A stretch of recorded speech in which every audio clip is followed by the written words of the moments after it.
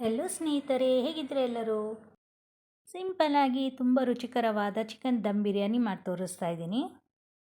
ಈ chicken dum biryani ಇದಲ್ವಾ, so ಇದು ಬಂದು ನಾನು ತುಂಬ ಕಡಿಮೆ ಕ್ವಾಂಟಿಟಿಲಿ ತೋರಿಸ್ತಾ ಇದ್ದೀನಿ. ಈಗ ಒಬ್ಬೊಬ್ಬರೇ ಇರ್ತಾರಲ್ವ, ಅಬ್ರಾಡಲ್ಲಿರ್ಬೋದು, ಇಲ್ಲಾಂದರೆ ಪಿ ಜಿಗಳಲ್ಲಿ ಇರ್ತಾರೆ.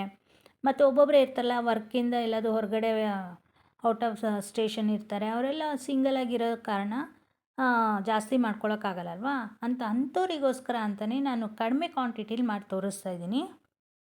ನಾನಿಲ್ಲಿ ಯಾವ ರೀತಿ ಅಳತೆ ತೋರಿಸಿದ್ದೀನಿ ಸೇಮ್ ಅದೇ ಥರ ಫಾಲೋ ಮಾಡಿ ನಿಮಗೆ ಒಳ್ಳೆ ಚಿಕನ್ ದಮ್ ಬಿರಿಯಾನಿ ರೆಡಿ ಆಗುತ್ತೆ. ಸೊ ಅದಕ್ಕಿಂತ ಮುಂಚೆ ನನ್ನ ಚಾನಲ್ನ ಹೊಸದಾಗಿ ವಿಸಿಟ್ ಮಾಡಿದ್ದೀರಾ, ಪ್ಲೀಸ್ ಸಬ್ಸ್ಕ್ರೈಬ್ ಮಾಡ್ಕೊಳ್ಳಿ. ಹಾಗೆ ಪಕ್ಕದಲ್ಲಿರೋ ಬೆಲ್ ಐಕನ್ನ ಪ್ರೆಸ್ ಮಾಡಿ. ಮತ್ತು ಈ ವಿಡಿಯೋ ಇಷ್ಟ ಆದರೆ ಲೈಕ್ ಕೊಡೋದನ್ನು ಮಾತ್ರ ಮರಿಬೇಡಿ ಫ್ರೆಂಡ್ಸ್.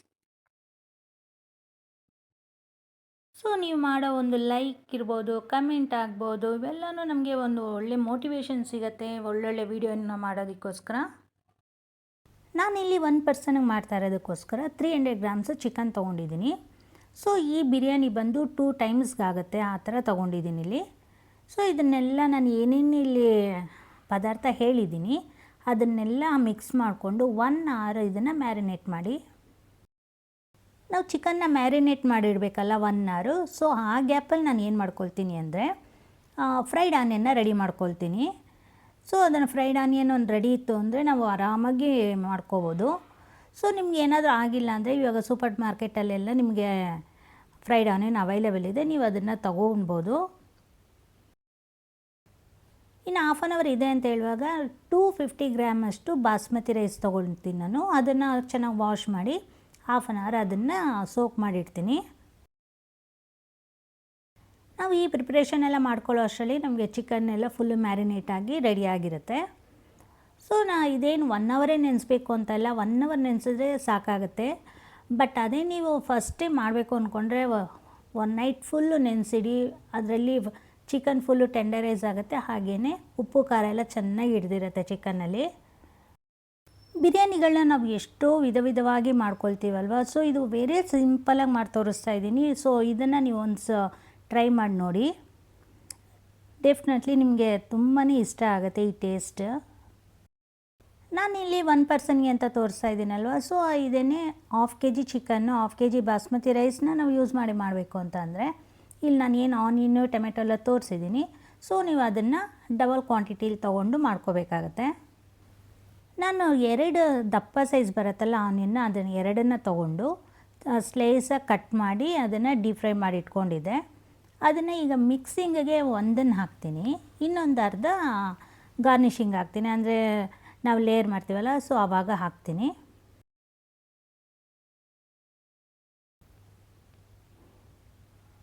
ಸೊ ಈಗ 1 ಅವರ್ ಆಗಿದೆ, ಈಗ ಪ್ರಿಪ್ರೇಷನ್ನ ಸ್ಟಾರ್ಟ್ ಮಾಡ್ಕೊಳ್ಳೋಣ.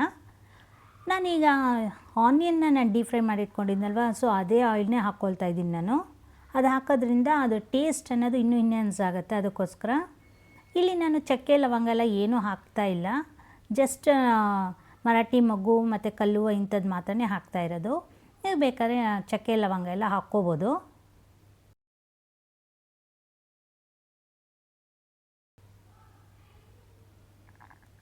ಇದೆಲ್ಲ ಸ್ವಲ್ಪ ಫ್ರೈ ಆದಮೇಲೆ ನಾವು ಏನು ಮ್ಯಾರಿನೇಟ್ ಮಾಡಿ ಇಟ್ಕೊಂಡಿದ್ವಿ ಆ ಚಿಕನ್ನ ಇದಕ್ಕೆ ಹಾಕ್ಕೊಳ್ತೀನಿ.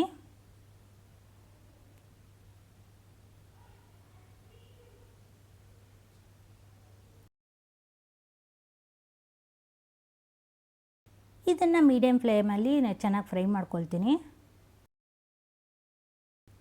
ಇದು ಸ್ವಲ್ಪ ಫ್ರೈ ಆದಮೇಲೆ ಸ್ವಲ್ಪ ನೀರು ಹಾಕ್ಕೊಳ್ಳಿ. ಆ ಮಸಾಲೆ ಇರುತ್ತಲ್ಲ ಅದಕ್ಕೋಸ್ಕರ ಒಂದಿಷ್ಟು ನೀರು ಹಾಕ್ಕೊಂಡು ಮತ್ತೆ ಅದೇ ಫ್ರೈನ ಕಂಟಿನ್ಯೂ ಮಾಡಬೇಕಾಗತ್ತೆ.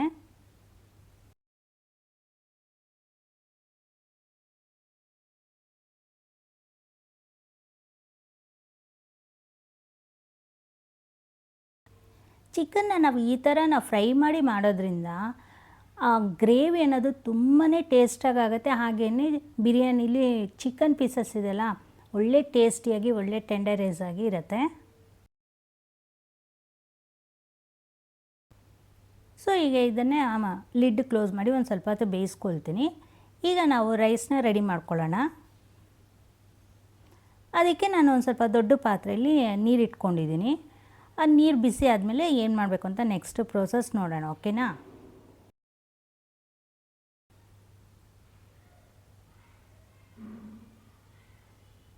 ಸೊ ನೋಡಿದ್ರಲ್ಲ ನೀರು ಚೆನ್ನಾಗಿ ಕುದೀತಾ ಇದೆ.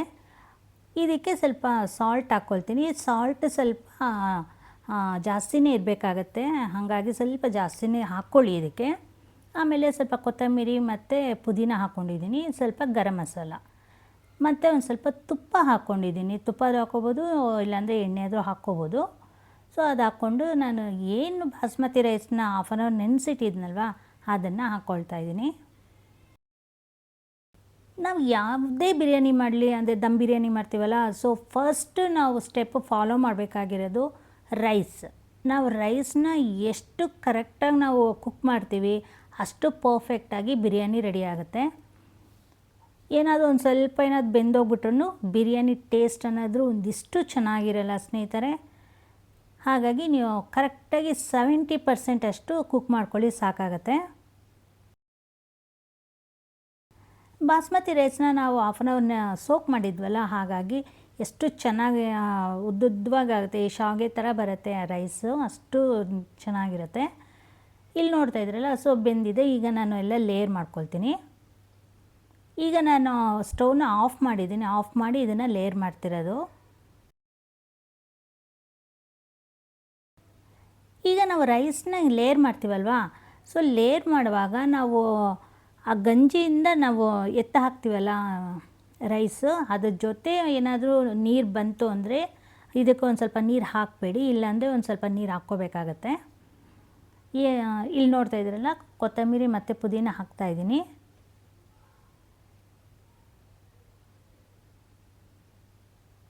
ಸ್ವಲ್ಪ ಗರಂ ಮಸಾಲ, ಸ್ವಲ್ಪ ಬಿರಿಯಾನಿ ಮಸಾಲ, ಮತ್ತು ನಾನು ಒಂದು ಫ್ರೈಡ್ ಆನಿಯನ್ ಇಟ್ಕೊಂಡಿದ್ನಲ್ಲ, ಸೊ ಅದನ್ನು ಇಲ್ಲಿ ಹಾಕ್ತಾಯಿದ್ದೀನಿ.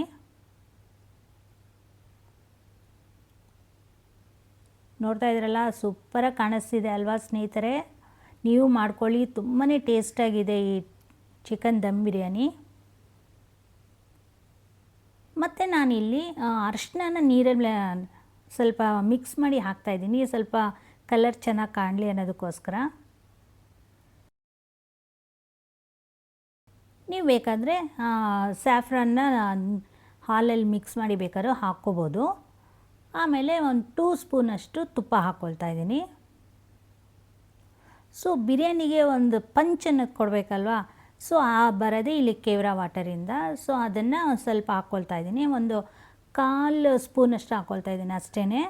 ಯಾಕಂದರೆ ನಾನಿಲ್ಲಿ 250 ಗ್ರಾಮ್ಸ್ ಅಷ್ಟು ಬಾಸ್ಮತಿ ರೈಸ್ ತೊಗೊಂಡಿದ್ದೀನಲ್ಲ, ಅದಕ್ಕೋಸ್ಕರ. ಈಗ ಇದನ್ನು ಲಿಡ್ ಕ್ಲೋಸ್ ಮಾಡಿ ಸ್ಟವ್ ಮೇಲೆ 10 ಮಿನಿಟ್ಸು ಸ್ವಲ್ಪ ಹೈ ಫ್ಲೇಮಲ್ಲಿಡಿ. ಆಮೇಲೆ ತವ ಇಟ್ಕೊಳ್ಳಿ. ಫಸ್ಟು ತವ ಇಟ್ಕೋಬೇಕಾಗತ್ತೆ. ತವ ಇಟ್ಕೊಂಡು ಅದರ ಬಿಸಿ ಆದಮೇಲೆ ಇದನ್ನು ಇಟ್ಬಿಡಿ. ಇದನ್ನು ಇಟ್ಟು 10 ಮಿನಿಟ್ಸ್ ಹೈ ಫ್ಲೇಮಲ್ಲಿ ಬಿಸಿ ಮಾಡಬೇಕಾಗತ್ತೆ. ಸೊ ನಾನು ಹೇಳ್ದೆ ಅಲ್ವ ನಿಮಗೆ, ರೈಸನ್ನು ತುಂಬ ಡ್ರೈ ಇತ್ತು ಅಂದರೆ ಒಂದು ಸ್ವಲ್ಪ ನೀರು ಹಾಕ್ಕೊಳ್ಳಿ ಅಂತ. ನಾನು ಗಂಜಿ ನೀರೇ ಹಾಕ್ಕೊಂಡೆ, ಮತ್ತು ಲೆಮನ್ ಹಾಕಿದ್ದೀನಿ.